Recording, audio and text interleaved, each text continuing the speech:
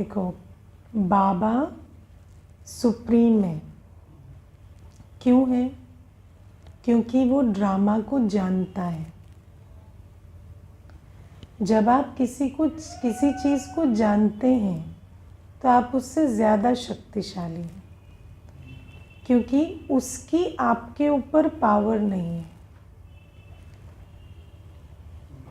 समझे? जैसे अभी हमें बाबा ने बता दिया कि ड्रामा का राज ये है, ये कलयुग अंत सतयुग आदि का बीच का समय है। तो जब ये कलयुग अंत का समय है तो इसमें बहुत सारी चीज़ें अचानक होंगी। तो बाबा ने हमें अचानक के लिए मेंटली प्रिपेयर करा दिया, तो वो अचानक और अचानक नहीं रहा। अब जब अचानक आता है तो हम कहते हैं नथिंग न्यू। तो आप सोचो कि वो जो ड्रामा में अचानक की जो पावर थी वो ख़त्म हो गई, क्योंकि अब अचानक नथिंग न्यू हो गया, है ना। कोविड आया, सारी दुनिया कहती थी हाय ये क्या हो गया, वो ये क्या हो गया। हम कहते थे अरे बाबा ने बोला था ना वही हो रहा है। देखो बाबा ने ऐसे ही बोला था, बाबा ने ऐसे ही बोला था, देखो बाबा ने कहा था घर से निकल नहीं सकेंगे, है ना। लेकिन अभी भी तो खिड़की से झांक पा रहे हैं, वो टाइम अभी भी नहीं आया है। तो हमें ऐसा लगा नथिंग न्यू। हमें ऐसा नहीं लगा अच्छा ये क्या हो गया, ऐसे कैसे हो सकता है। तो जब आप किसी चीज़ को जान जाते हैं, दुनिया में कहते हैं forewarned is forearmed. जो पहले से जानता है वो तैयार है। जब आप किसी चीज़ के लिए तैयार हैं तो वो चीज़ अपनी शक्ति खो देती है। तो बाबा कहते हैं मैं सुप्रीम इसलिए हूँ क्योंकि मैं ड्रामा के आदि मध्य अंत को जानता हूँ। मैं ड्रामा बनाता नहीं, लेकिन मैं जानता हूँ, इसीलिए ड्रामा मुझे सरप्राइज नहीं करता। मैं ड्रामा के साथ तालमेल बिठा के पार्ट बजा पाता हूँ, है ना। जैसे आपको पता है कि 6 बजे उठना है, रात को 8 बजे 10 बजे सोना है, या मालूम है कि अगर 4 बजे उठना है और है ना सोना है 10 बजे, तो आपके लिए वो सरप्राइज़ नहीं है। आप उसके लिए ऑलरेडी प्रिपेयर्ड है। आपको नींद उसी टाइम आती है, आपकी जाग उसी समय उठती है, तो आप उसके साथ तालमेल बिठा के चलते हैं। लेकिन अगर आपको मालूम नहीं है और अचानक आप सोचो दिन रात कब हो जाए आपको पता नहीं, आपको उसका पैटर्न समझ में नहीं आया है, तो आप हर बार सरप्राइज्ड होते रहेंगे, परेशान होते रहेंगे। तो बाबा भी इस ड्रामा के आदि मध्य अंत को जानते हैं। बाबा को मालूम है अच्छा अब द्वापर युग शुरू हुआ ना, मुझे साक्षात्कार कराने, वो प्रिपेयर्ड है। तो जिसका ड्रामा अनुसार साक्षात्कार का पार्ट है वो बजा रहा है। अभी भी बाबा खुशी खुशी आता है, विश्व कल्याण का कार्य करता है, विश्व परिवर्तन का कार्य करता है, और फिर सतयुग जब आ जाएगा तो बाबा रेस्ट करता है 2 युग तक। बाबा को पता है अभी मेरा कोई काम नहीं है 2 युगों तक। तो बाबा के लिए ड्रामा कभी, है ना, कोई प्रॉब्लम क्रिएट नहीं कर पाता या कोई सरप्राइज का एलिमेंट नहीं ला पाता। ऐसे ही बाबा कहते हैं मैं तुम्हें भी अपने समान बना देता हूँ, अभी तुम्हें भी ड्रामा के आदि मध्य अंत का ज्ञान सुना देता हूँ। और आप देखो बाबा, क्योंकि ड्रामा के आदि मध्य अंत का ज्ञान बाबा के पास है, और क्योंकि बाबा अभी हमें वो ज्ञान देते हैं, तभी तो हम संकल्प से सृष्टि रचते हैं। तो ड्रामा में जब सतयुग आना होता है, उससे पहले संगम युग में बाबा आकर हमें सतयुग की ना सारी बातें बताते हैं, ज्ञान देते हैं।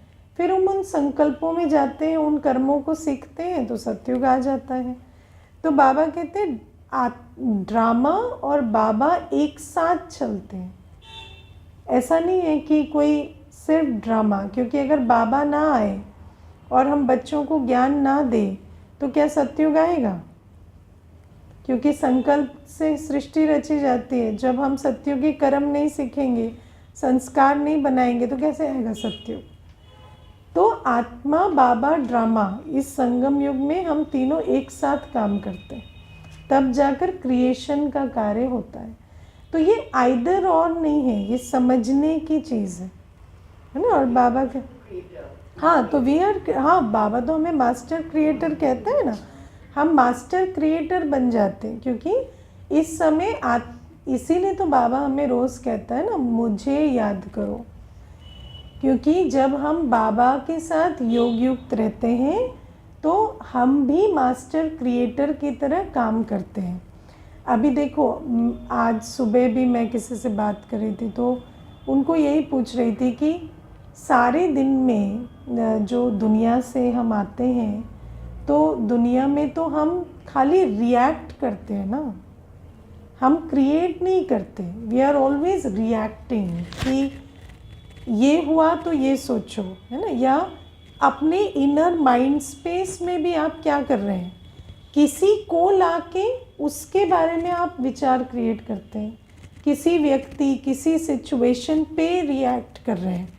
तो चाहे वो सामने हो, चाहे आप उनके बारे में सोच के करो, लेकिन आप हमेशा किसी और के इन्फ्लुएंस में संकल्प क्रिएट कर रहे हैं। अगर कुछ नहीं है तो आप एक फिक्शनल, जो आज वीडियोस बन रहे हैं या जो भी बन रहा है, आप उसको सामने लाके उनके बारे में सोचना शुरू करते हो। तो हमें तो इंडिपेंडेंटली सोचना बोलना करना ही नहीं आता। तो बाबा हमें कर्म सिखलाते हैं। जो बाबा कहते हैं ना, मैं कर्म सिखलाता हूँ। सबसे बड़े कर्म बाबा क्या सिखाते हैं?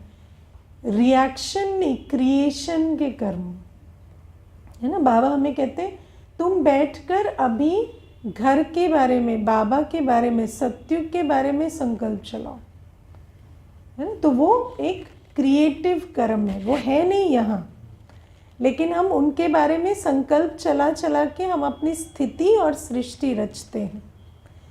तो बाबा कहते बोल, वो बोलो जो है नहीं, जो तुम बनाना चाहते हो।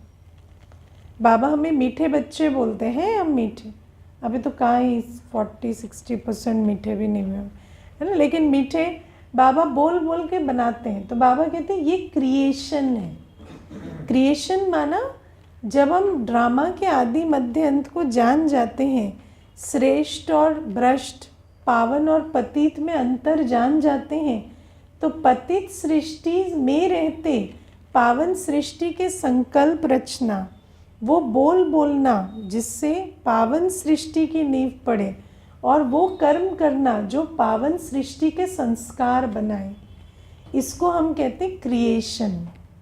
तो क्योंकि बाबा ड्रामा का ज्ञान रखते हैं, बाबा को सतयुग में कैसे संस्कार हैं, कैसी क्या है सतयुग में मालूम है, तो बाबा आकर उसका सीड यहाँ पे डालते हैं, हम भी उसको पिक ऑन करते हैं, हम भी उस पर चलते हैं, तो फिर वो क्रिएशन होती है। तो we are all working together. अब क्या है, इन अ डिफरेंट सिनेरियो, जहाँ पर हम द्वापर युग कलयुग में होते हैं, हम ड्रामा के अगेंस्ट काम करते हैं, है ना। हमेशा ड्रामा जो चल रहा है, हम ड्रामा के साथ नहीं चल रहे। हाँ, क्योंकि हमें ड्रामा का ज्ञान नहीं है, तो हम क्या करते हैं, ड्रामा के अगेंस्ट हम संकल्प चला रहे हैं, है ना। जैसे अच्छा हो रहा है तो कहेंगे बुरा ना हो जाए, अच्छा हो रहा है तो बुरा ना हो जाए, है ना। या कुछ ठीक चल रहा है तो ऐसे, अगर ऐसा हो गया तो क्या होगा। तो लेकिन अगर हम प्रैक्टिकली देखें तो वो भी जो हम कर रहे हैं वो भी ड्रामा अनुसार ही करते हैं, क्योंकि वो गिरने का समय है।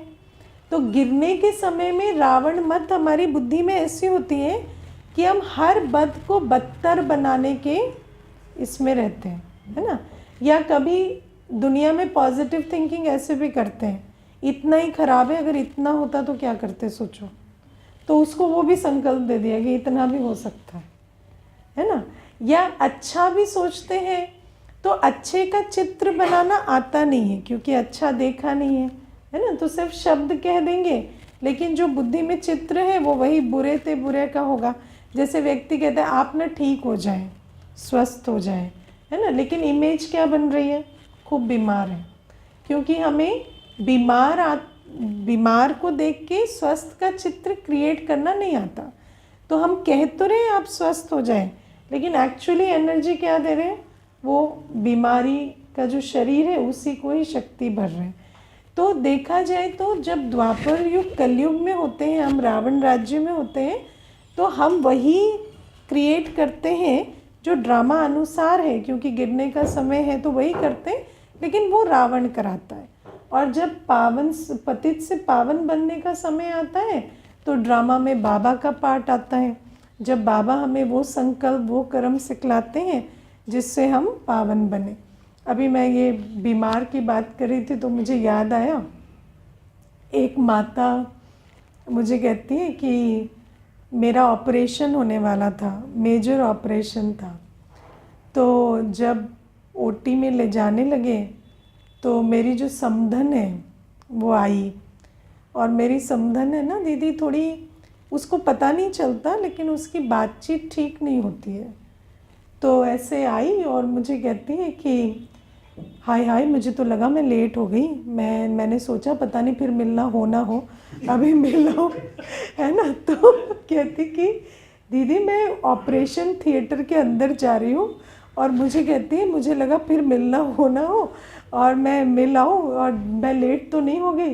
तो फिर मैं क्या कहती, तो मैं अंदर चली गई, लेकिन पूरे ऑपरेशन में मुझे ऐसे संकल्प आते रहे कि कैसी है ये, मुझे ऐसे कह रही है कि पता नहीं मैं मर जाऊंगी, मिल नहीं पाऊंगी।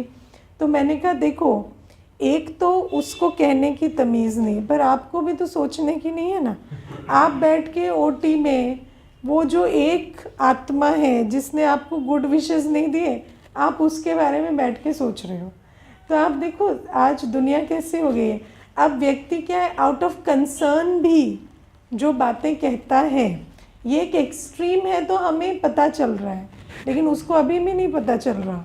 तो आप सोचो, आउट ऑफ कंसर्न भी हम जो बातें कहते हैं वो सारी क्या है, या कई बार कहते नहीं हैं, जो हम इमेजिनेशन में लाते हैं वो सारी फियर बेस्ड और नकारात्मक चीज़ें जो होती हैं वो बद से बदतर ही बनाती हैं।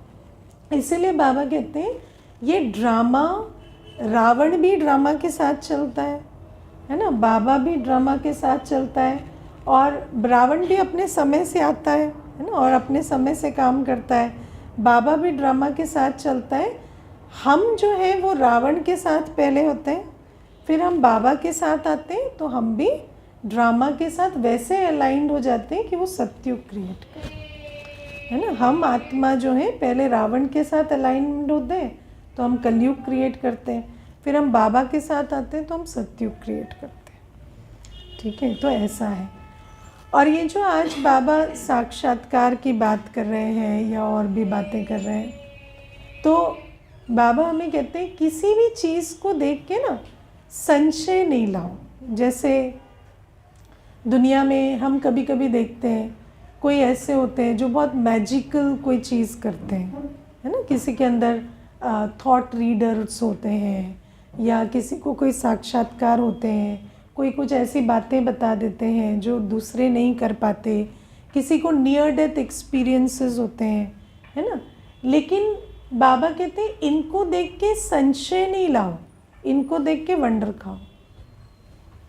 ये बहुत इंटरेस्टिंग मैजिक है ड्रामा में, है ना। दुनिया में वैसे भी हम जब किसी मैजिक शो में जाते हैं तो आप उसको समझना नहीं चाहते, क्योंकि अगर मैजिक को आप ज़्यादा समझेंगे इट विल बी लॉस्ट।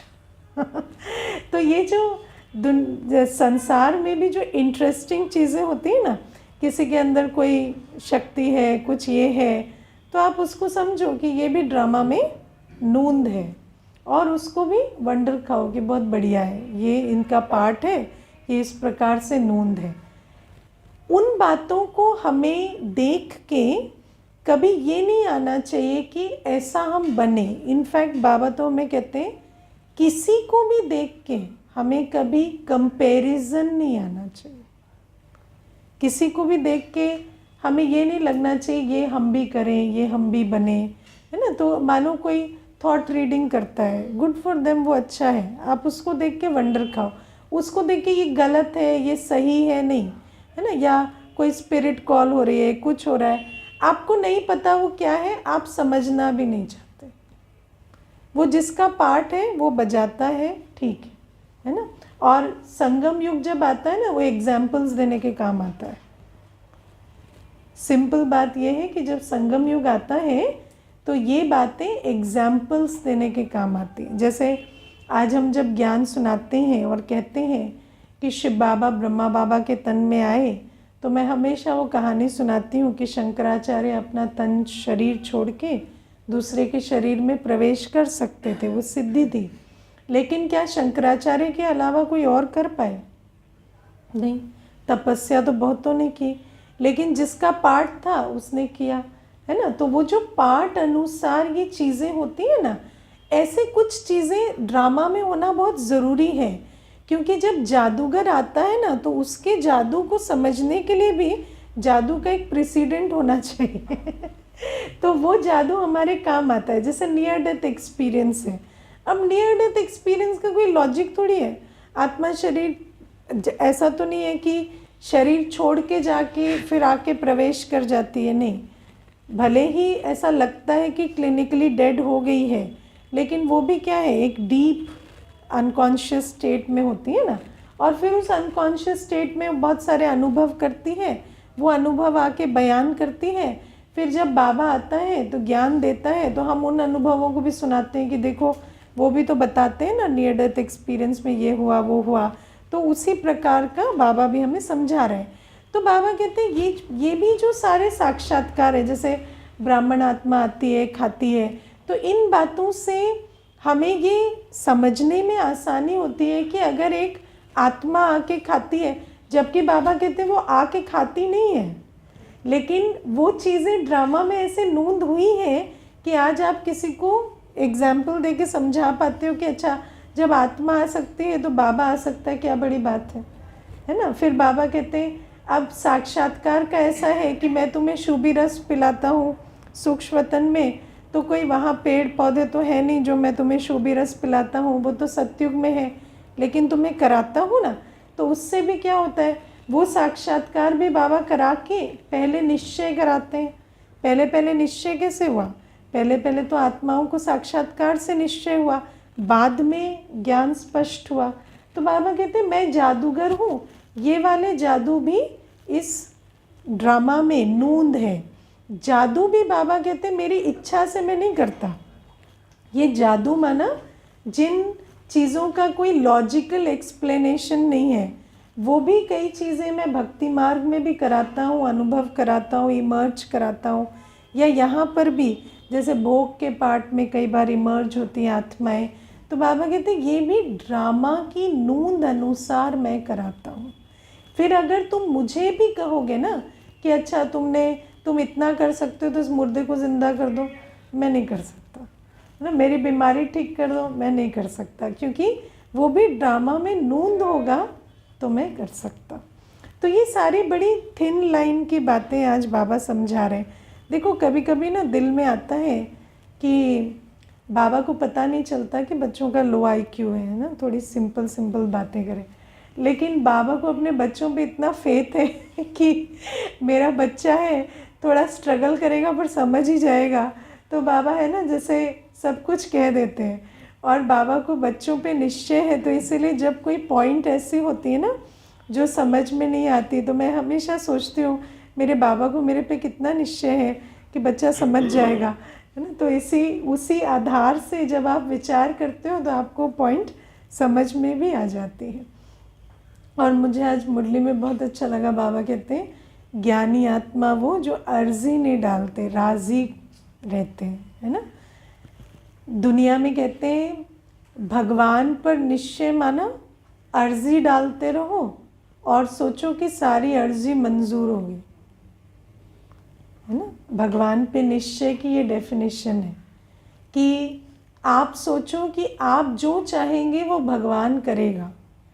लेकिन ज्ञान मतलब आप ये जानते हैं कि जो वो कर रहा है वो मेरे लिए सबसे अच्छा है ना। जो भी हो रहा है वो मेरे लिए सबसे अच्छा है, ये ज्ञान है।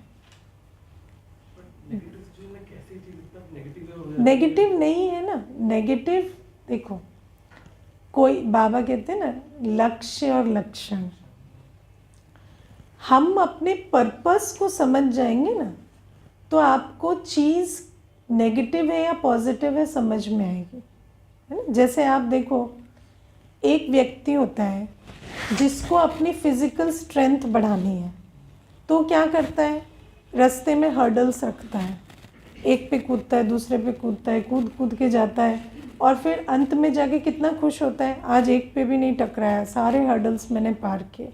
उसका लक्ष्य क्या है, फिजिकल स्ट्रेंथ बिल्डिंग करना। दूसरा होता है, घर से निकला है, मुझे यहाँ से वहाँ जल्दी जाना है, तो उसको एक भी पत्थर आ जाता है, कहते हैं ये क्या है, ये पत्थर क्यों, पॉटहोल्स क्यों बनाए, ये क्यों बनाए, वो क्यों बनाए, ये गवर्नमेंट ऐसी है, दुनिया ऐसी है, तो इस प्रकार से वो कहने लगेगा। क्यों? क्योंकि उसको वहाँ तक जाना है। लेकिन एक व्यक्ति जो समझ जाता है मैं यहाँ से वहाँ जाते भी ये हर्डल्स क्रॉस करते फिजिकल स्ट्रेंथ भी बना सकता हूँ, तो वहाँ यहाँ से वहाँ खुशी से जाएगा। तो बाबा हमें कहते हैं कि तुम समझते हो कि दुनिया में, इस भौतिक संसार में तुम्हारा लक्ष्य क्या है, ये पालें, वो ले लें, वो कर लें। लेकिन बाबा कहते हैं वो जो बीच बीच में चीज़ें आती हैं ना, वहाँ पे सारा माल मसाला है वो तुम्हें ताकत दे रही है, वो तो सब फालतू है ना। In the long run we are all dead. आप जहाँ लॉन्ग रन में पहुँचना चाहते हैं ना, वो कुछ नहीं है ना। वो जो आप सोच के चल रहे हैं कि मेरे को ये मकान बनाना है, वो करना है, वो करना है, वो तो पता नहीं होगा या नहीं। लेकिन आप अगर रास्ते को अप्रिशिएट करना शुरू करेंगे तो एक्चुअली आप लॉन्ग टर्म जो सतयुग है वहाँ पहुँच जाएंगे। तो बाबा हमें जीवन जीने की कला सिखाते हैं। जब हम ये बात समझ जाते हैं ना, तो हमारा जो रिलेशनशिप है विथ जो अनफेवरेबल सर्कमस्टेंसेस, जो चीज़ें अनुकूल नहीं हैं, उनके साथ हमारा संबंध बहुत अच्छा हो जाता है। वो हमारी स्ट्रेंथ बिल्डिंग कर रही है ना। और ये मैं आपको 100% अनुभव से कह सकती हूँ, कोई भी बात जो आपको अच्छी नहीं लगती, मतलब अपेरेंटली सुख नहीं देती, उसको आप पार करते हैं, आपको बहुत शक्ति मिलती है ना। तो बहुत अनुभव मिलता है, बहुत शक्ति मिलती है। लेकिन जब हम उस बात को समझ जाते हैं और उस दृष्टिकोण से चलते हैं, तो आपको लगता है ये भी अच्छा है, वो भी अच्छा है, सब में राजी है ना। तो बाबा कहते हैं दुनिया में आप देखो, जो बिजनेसमैन होते हैं ना, वो बेटे को पैसे दे के पहले भेजते हैं ना, तो जब वो डुबो आता है बहुत खुश होते हैं ना। रियली ये आपको फैक्ट बताती हूँ, बिजनेस में ऐसा करते हैं जो अनुभवी होते हैं दुनिया के। वो पैसा दे के भेजेंगे ना, तो बेटा पहले डुबो आएगा तो बहुत खुश होंगे कि ये सीख के आया, और पहली बार सक्सेसफुल हो जाता है ना, बहुत टेंशन लेते हैं कि अभी इससे हार नहीं सही जाएगी, क्योंकि ये दोबारा तो गिरेगा और इसको बहुत प्रॉब्लम होने वाली है। तो हमें ये जब विजडम आ जाती है ना, अब बच्चा किस में खुश हो रहा है कि मैं जीत गया, मैं सक्सेसफुल हो गया, लेकिन बाप को मालूम है अब ये गिरेगा तो जो चोट लगेगी ना, वो पहले गिरता तो नहीं लगती। तो ऐसे ही बाबा हमें कहते हैं, जब तुम ज्ञान स्वरूप बन जाते हो ना, तो तुम्हें जो कांटे आए उसमें भी तुम बहुत राज़ी रहते हो कि अच्छा इसने मुझे सिखाया, जो अच्छा आया उसमें भी राज़ी रहते हो कि अच्छा इसमें प्राप्ति हुई। तो बाबा कहते हैं अर्जी डालना अज्ञानी की निशानी। जहाँ हम बाबा की गोद में बैठे हैं, जहाँ कल्याणकारी संगम युग में बैठे हैं, वहाँ मेरे साथ जो हो रहा है वो बेस्ट हो रहा है, उससे बेटर नहीं हो सकता, उससे बेटर हो ही नहीं सकता। उससे बेटर होता तो बाबा कर नहीं देता क्या मेरे लिए, है ना। उससे बेटर हो ही नहीं सकता, ये ज्ञान है। और जब आप इस ज्ञान को समझ जाते हैं तो आप हर बात में राज़ी रहते हैं, बहुत अच्छा, बहुत अच्छा, सब अच्छा है, सब अच्छे है ना। और जहाँ आपके अंदर ये आता है ये अच्छा हो जाए, ये बेटर हो जाए, ये ठीक हो जाए, ये ज्ञानी के शब्द नहीं होते, है ना। तो व्यक्ति कहता है ना, बाबा से कुछ भी नहीं मांगना है, मांगने की सोच ही अज्ञान की सोच। जब बाबा बैठा है, ड्रामा कल्याणकारी है, तो जो हो रहा है उससे अच्छा हो नहीं सकता, है ना। और अगर हमें दिखाई नहीं दे रहा तो हमें अपना ज्ञान नेत्र थोड़ा साफ करना है ना, क्या है जो मैं मिस कर रहा हूँ। बाकी ऐसा नहीं हो सकता कि इससे बेटर हो, ठीक है। तो ये पहली बात। फिर बाबा आज हमें कहते हैं कि सबसे बड़े ते बड़ा कार्य विश्व परिवर्तन का तुम बच्चों को देता हूँ, लेकिन तुम्हारे लिए वो जैसे बहुत छोटा कार्य हो जाता है, क्योंकि करण करावन हार करा रहा है ना। देखने में कोई देखता है तो लगता है अच्छा इतना बड़ा कार्य है ना, सतयुगी संस्कार सतयुगी संसार ये बना रहे हैं, पवित्रता की धारणा कर रहे हैं। लेकिन अगर देखा जाए तो हम बच्चों को फील होता है हम तो कुछ भी नहीं कर रहे, कराने वाला करा रहा है और हम बस हांजी का पाठ बजा रहे हैं। सबसे बड़ा गुण क्या है ब्राह्मणों का? हांजी का पाठ।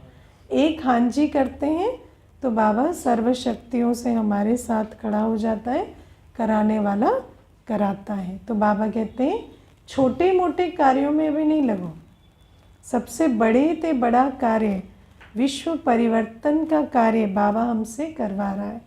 जब विश्व कल्याण हमारे द्वारा होगा तो स्व कल्याण नहीं होगा क्या उसमें? क्या विश्व कल्याण में आपका कल्याण नहीं समाया हुआ है?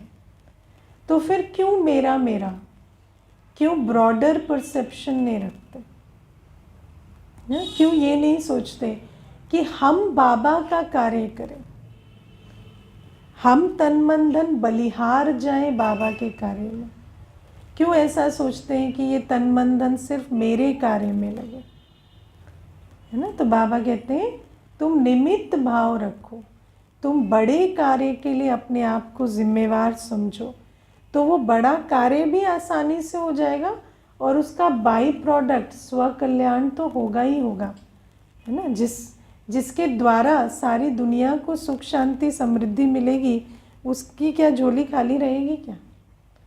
तो बाबा कहते हैं लेकिन बच्चे बड़ा नहीं सोचते, है ना। बच्चों को दान महादान के लिए प्रेरित करना पड़ता है, करते नहीं है ना। काम क्रोध लोभ मोह अहंकार ऐसा है ना कि तन मन धन बलिहार करने में बड़ी दिल विदीर्ण होती है।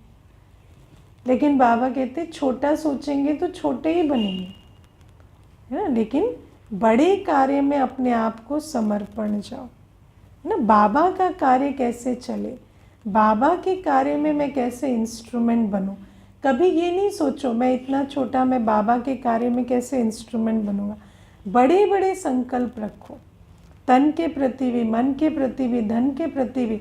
जब आप संकल्प रचेंगे और तो बाबा उन संकल्पों को पूरा नहीं करेगा अपने कार्य के लिए तो करेगा।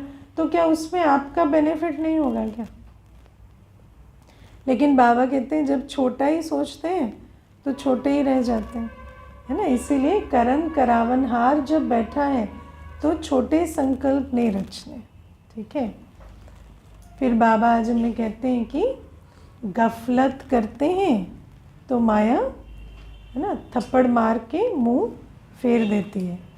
पहले कौन करता है? गफलत, है ना। पहले गफलत हम करते हैं, फिर माया थप्पड़ मारती है ना। अगर माया को चांस ना दें तो माया थप्पड़ नहीं मार सकते। तो गफलत क्या होती है उसको आज थोड़ा सा समझेंगे। सबसे पहली गफलत होती है पढ़ाई को विधिवत ना करना, है ना। मुरली पढ़ लेने से, सुन लेने से मतलब नहीं है ना। मुरली को मुरली के महत्व से सुनना पड़ेगा। मुरली को सुबह सुनना है, मुरली सुनने का समय, मुरली सुनने की विधि, जो यथार्थ है उसको धारण करना पड़े। ऐसे नहीं मुरली हम दोपहर में सुन रहे हैं, मुरली हम शाम को सुन रहे हैं, नहीं। मुरली सुनने का समय है सुबह सुबह, पहले बाबा की याद फिर मुरली, ये हमारा सिस्टम है। इसीलिए 5 बजे ऑनलाइन मुरली दी जाती है। There is a reason why, है ना। तो उस मुरली को हमें सबसे पहले सुनना, सुनते समय हमें मुरली को बाबा की वाणी है महत्व से सुनना, बाबा मुझे आज क्या कह रहा है उसको सुनने की कोशिश करना।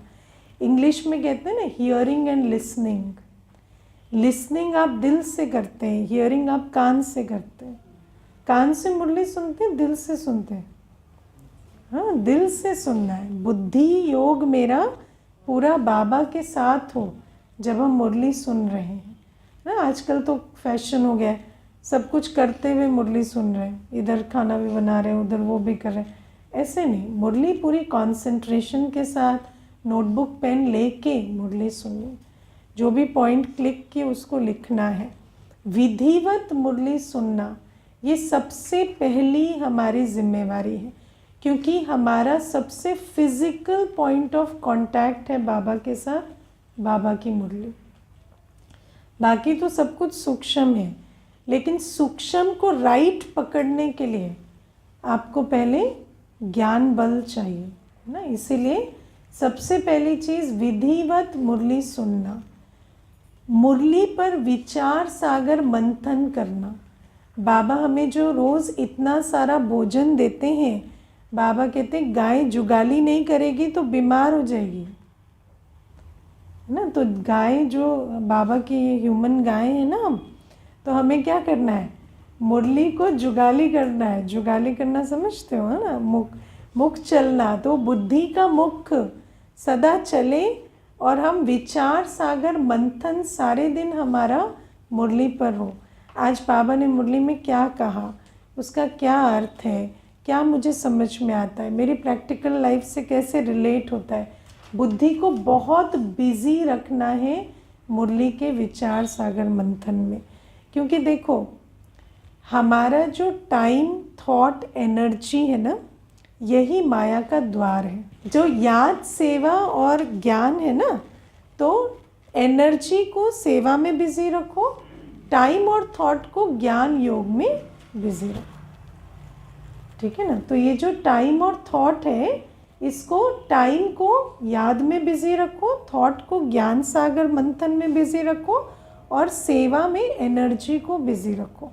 अगर ये तीन चीज़ें नहीं होंगी, अगर हम जो करना है वो नहीं करेंगे, तो नेचुरली है जो नहीं करना है वो करेंगे।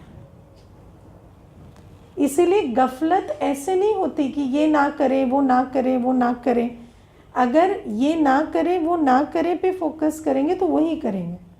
लेकिन जब हम विधि को अपनाएंगे तो हमें सिद्धि मिलेगी।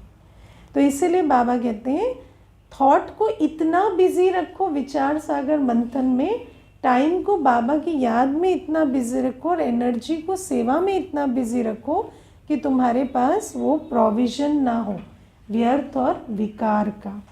अब आप देखो, जैसे बाबा ने हमें रोज़ पढ़ने का, विचार सागर मंथन करने का लक्ष्य दिया है, ऐसे ही बाबा ने हमें ये भी लक्ष्य दिया है कि अननेसेसरी चीज़ें पढ़ना, सुनना, देखना नहीं है ना। क्योंकि सारी गफलत वहीं से होती है और माया का द्वार वही बनता है। ये जो दूसरों के अवगुण, निंदा की बातें, गॉसिप है ना, इधर उधर की व्यर्थ बातें, जो ये करेगा वो निरंतर नहीं चल सकता ज्ञान में। शब्दों के बारे में कहा जाता है, जैसे हाथी के कान में भी चींटी चली जाती है ना, तो उसको पागल कर देती है, ऐसे कोई भी बात कानों के द्वारा गई तो बुद्धि को हलचल ज़रूर करती है। बड़े बड़े थिंकर्स कहते हैं दुनिया में कि अगर आप जानते भी हैं ना कोई बात झूठ है, आप सुनेंगे तो उसका असर नहीं होगा, ऐसा नहीं होता। आपको मालूम है ये बात झूठ है, लेकिन फिर भी आप रोज़ उसे सुनेंगे ना तो उसका असर होगा। आप जानते हैं ना, जो आप वीडियोस देखते हैं, सिनेमा देखते हैं, झूठा है, पर क्या उसका असर नहीं होता? उसका असर होता है। जब आप एक मूवी में भी इन्वॉल्व हो जाते हैं, आपको मालूम है वो फिक्शन है, लेकिन वो आपका ब्लड प्रेशर बढ़ा रहे हो। तो ये जो देखना सुनना है ना, ये आपको ज़रूर प्रभावित करता है। इसीलिए ऐसे नहीं सोचो कि हमारे अंदर इतनी ताकत आ गई है कि हम व्यर्थ विस्तार में जाएंगे और हमें उसका असर नहीं होगा। इतनी ताकत किसी में नहीं। इसीलिए ये गफलत हमें नहीं करनी है। जो बाबा ने हमें मर्यादा दी है ना कि तुम ही संग बैठूं, तुम ही संग खाऊं, तुम ही को देखूं, तुम ही से सुनूं, ये मर्यादा हमें माननी पड़ेगी। बाहर का देखना, सुनना, पढ़ना हमें बहुत नुकसान करता है, चाहे वो व्यक्ति के द्वारा हो, चाहे वो कंटेंट के द्वारा हो, वो दोनों ही हमें नुकसान करता है। तो बाबा हमें कहते हैं, एक तो मुरली सुनना ध्यान से, विचार सागर मंथन में बिजी रहना, और दूसरा बाहर की चीज़ों का परहेज़ करना। ये गफलत अगर हम करेंगे तो फिर माया हमें चमाट ज़रूर लगाएगी, और आपको पता भी नहीं चलेगा कब आपका निश्चय विषय सब हिल चुका है, कब आप बस ऐसे नेमीनाथ की तरह बाबा के पास आ रहे, कब बाबा से वो एक इंस्टीट्यूशन बन चुका है ना, कब बाबा के पास आने से आप ब्रह्मा कुमारीज में आने लगे, है ना। हम वहाँ जाते हैं, बस हम बाबा के पास जाते हैं, शिव बाबा हमें पढ़ाने आते हैं, वो भावना ख़त्म हो चुकी है। क्योंकि इधर उधर की बातें इतनी सुनते हैं कि वो जो अनुभव की बात है वो खिसक चुकी है ना। क्योंकि ये सब सूक्ष्म चीज़ें हैं, बाबा को पहचानना एक सूक्ष्म चीज़ है ना। ये कोई सेटअप की बात नहीं है, ये एक सूक्ष्म चीज़ है। और हमारी यात्रा इस दिल के कनेक्शन से चलेगी, किसी और चीज़ से नहीं चलेगी, क्योंकि शक्ति हमें बाबा से मिलेगी। ठीक है, तो इसीलिए इन बातों से सावधान रहना, ये पहली गफलत। दूसरी बहुत बड़ी गफलत होती है भोजन की, है ना। कई बार हम जान नहीं पाते, हम साधारण समझते हैं इसे, लेकिन जहाँ हमारा भोजन अशुद्ध हुआ, जहाँ हम पतितों के हाथ का भोजन खा रहे हैं, वो भोजन हमें बाबा से विमुख करता है, वो भोजन हमारे जीवन में विघ्न लाता है, और विघ्न वो होता है जो हमें बाबा से दूर करता है। शारीरिक बीमारी भी अगर बहुत होती है और उसमें हमें तपस्या रुक जाती है, तो वो भी एक विघ्न बन जाता है ना। और ये सबका कनेक्शन अशुद्ध भोजन से बहुत गहरा है। कई बार हम जब, है ना, दुनिया के हिसाब से अपने को बहुत इंटेलेक्चुअल समझते हैं, तो हम इन बातों को मानते नहीं हैं। हम सोचते हैं कि सिर्फ बुद्धि का योग कर लेंगे, ज्ञान सुन लेंगे, वो इम्पॉर्टेंट है। ये स्थूल धारणाएं जो है ना, ये तो दकियानूसी बातें हैं। मैं आपको लिटरली बताती हूँ, ये थॉट प्रोसेस होता है कि ये तो दकियानूसी बातें, ये तो ऐसे जो है ना, जो दुखी बीमार गरीब होते हैं वो करते हैं, और हम तो पढ़े लिखे हैं ना, हम सिर्फ यहाँ से खेल लेंगे, यहाँ से नहीं होगा सारा खेल, है ना। आपको जीवन में मर्यादा तो लानी पड़ेगी। जब श्रीमत है कि अशुद्ध भोजन नहीं तो नहीं, और फिर कई बार हम उसके कॉन्सिक्वेंसेस भी देखते हैं, लेकिन मुंह पे कह नहीं पाते कि ये आपके अशुद्ध भोजन की वजह से है। क्योंकि जब 1000 बार सुन लिया, समझ लिया, बाबा कहता है, फिर भी कोई ना सुने, फिर उसको हम वैसे कहें डायरेक्ट, तो ये एक ताने की तरह ही लगेगा, और तो कुछ लगेगा नहीं। लेकिन बात ये है कि जब सफरिंग शुरू हो जाती है, तो क्लियर हमें दिखाई देता है कि ये मर्यादाओं के उल्लंघन के कारण हो रहा है, लेकिन हम उस बात को फिर वहाँ पर नहीं कह पाते, क्योंकि वो तो फिर किसी को ब्लेम करने वाली, मतलब एक सिर्फ दुख देने वाली बात होगी ना, वो सफ़र कर रहा है। लेकिन जब बाबा हमें बार बार कहता है, तो हमें ध्यान देना चाहिए। बाबा ऐसे ही नहीं कहता है, बाबा जो भी कहता है वो अनिवार्य है, इसीलिए कहता है। तो भोजन की मर्यादा को उल्लंघन नहीं करना है, इससे माया हमारा मुंह मोड़ देती है, बहुत दुख के भागी हम बनते हैं। इस भोजन की कर्म की गति बहुत गुह्य है। जो बाबा कल कहता था ना कि कर्म की गति बहुत गुह्य है। भोजन किस वृत्ति से बनता है, भोग लगता है या नहीं, कैसे खाया जाता है, कैसे सर्व किया जाता है, हर चीज़ भोजन की कर्म की गति में जाता है। And everything counts, everything counts. वो बुद्धि पर बहुत असर करता है। इसीलिए बाबा हमें कहते हैं ये वाली गफलत भी हमें नहीं करनी। अन्न का संग या दुनिया में विकारी आत्माओं का या विकारी बुद्धियों का, विकारी वायुमंडल का संग, इसकी हमें ये वाली गफलत नहीं करनी है। फिर बाबा ने कल एक बात कही थी जो मेरे दिल में बहुत चली। बाबा ने कहा तुम्हारा लक्ष्य होना चाहिए कि मैं और संग तोड़ एक संग जोड़ूं। और लक्ष्य बहुत इम्पॉर्टेंट है। देखो जब हम बाबा के घर में आते हैं ना तो हमें पहले इतना इजी नहीं होता ना कि बाबा का बन जाए या जो पुरानी दुनिया उससे किनारा कर लें। तो जब नए नए हम आते हैं तो हम बैलेंस की बात करते हैं, है ना, कि नहीं अभी आप इतना ज़्यादा फास्ट मत दौड़ो, ऐसे थोड़ा बैलेंस बना के चलो। क्योंकि कई बार क्या होता है ना, जोश ज़्यादा होता है, होश होता नहीं है। तो पहले हम कहते हैं पहले होश में भी आ जाओ, पहले ज्ञान समझो, याद करो बाबा को, चीज़ों को समझो, टेक इट स्लो।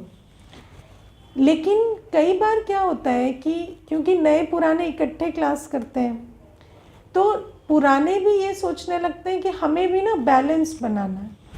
अब बैलेंस बनाने में क्या होता है कि पुराना जब बैलेंस बनाने की कोशिश करता है ना तो पुराने का बैलेंस होता है कि वो लौकिक में ज़्यादा फंस जाता है।